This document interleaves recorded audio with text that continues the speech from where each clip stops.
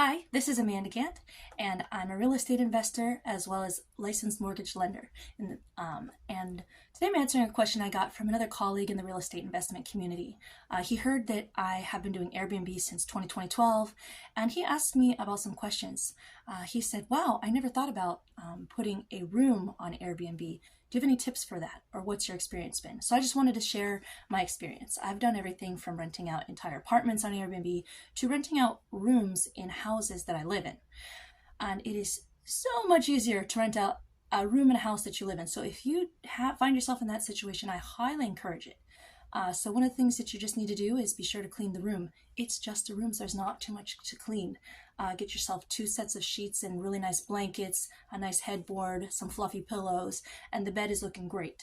You can take pretty great pictures on your cell phone, especially if you use the photo editing apps that you'll find on Google, and I'm sure that iPhone also has photo editing apps as well to kind of shift those pictures, get them straight, not kind of, off center, and to fix that lighting. That's all you need. And once you do that, you'll start to get people booking your room. If you don't get people booking your room, you can lower the price, and then you certainly will. Of course, there are local regulations in different cities around the country, so you might have to follow those, and you'll find out what those are when you sign up with Airbnb. For instance, in Washington, D.C., you can't just post an Airbnb, an entire apartment on Airbnb anymore. You have to get it inspected by the government. They have to give you a certificate. You've got to upload that onto Airbnb. They have to approve it before you can even have your listing go public. But in so many other places where there aren't those strict restrictions, you can just put up your pictures, write your descriptions. AI makes that even easier than before, and adjust your price in your calendar. So for instance, I originally had my price at $80 a night for a room, and Airbnb started me off at $65. They said, why don't you give a discount since you're new? So I went ahead and gave that discount, and I had a lot of people booking for $65 a night.